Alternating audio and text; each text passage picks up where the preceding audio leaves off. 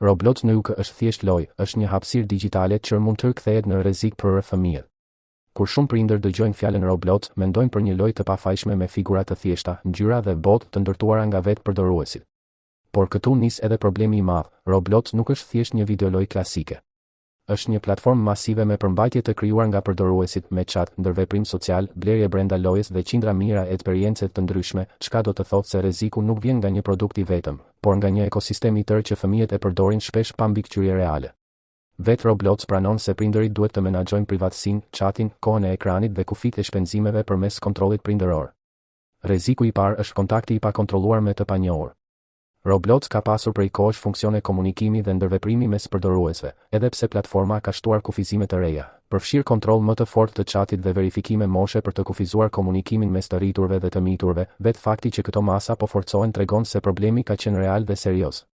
Në janar 2026, Roblox njoftoi zgjerimin global të kontrollit të moshës pikërisht për të kufizuar komunikimin mes të rriturve dhe të miturve. Rreziku i dytë është ekspozimi ndaj përmbajtjeve të papërshtatshme.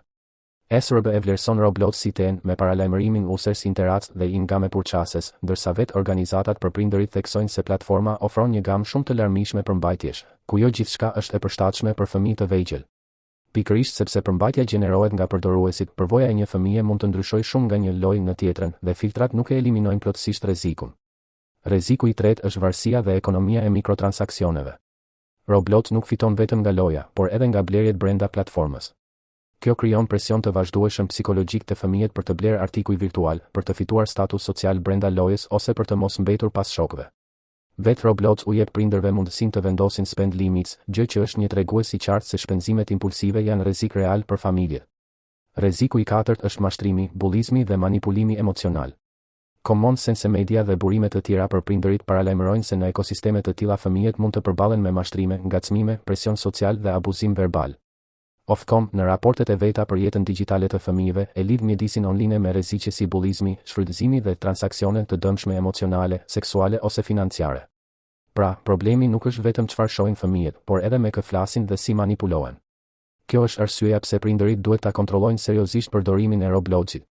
Jo me britma dhe ndalime të verbra, por me mbikëqyrje reale, llogari të lidhur me prindin, kufizim të chatit, mbyllje të vojtse features kur nuk janë të nevojshme, kufi shpenzimesh, përzgjedhje të përmbajtjes sipas moshës dhe kontroll periodik të historikut të lojrave. Roblox vetë i rekomandon këto mekanizma. Me fjalë të tjera, kush ja lë një fëmijë Robloxin pa kontroll, po e lë vetëm në një qytet digital ku nuk i njeh as rrugët, as njerëzit. Po shteti shqiptar, çfarë duhet të bëj?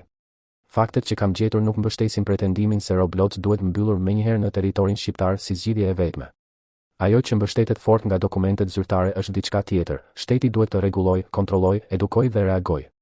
Strategjia kombëtare e sigurisë kibernetike e Shqipërisë e trajton sigurinë online të fëmijëve si objektiv strategjik, ndërsa AKSK dhe UNICEF kanë kërkuar më shumë kapacitet institucional, edukim digjital dhe mekanizma raportimi për abuzimet online. Pra, detyra e shtetit nuk është të bëjë propagandë morale, por të ndërtojë rregulla, mbrojtje dhe ndërhyrje konkrete. Prandaj pyetja e drejtë nuk është a është Roblox i rrezikshëm?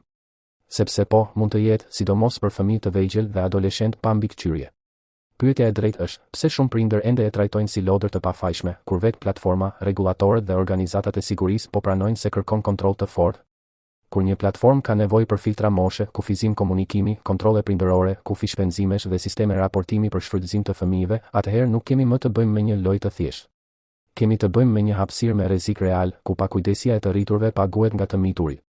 Përfundimi është i qartë, Roblox nuk duhet trajtuar si lodër pa pasoja. Prindërit duhet ta kontrollojnë. Shkollat duhet ta trajtojnë si pjesë të edukimit digjital.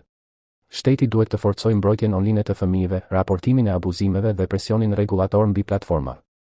Dhe aty ku nuk ka garanci reale për sigurinë e të miturve, kufizimet e forta bëhen të justifikuara. Heshtja, në këtë rast, nuk është tolerancë. Është neglizhencë.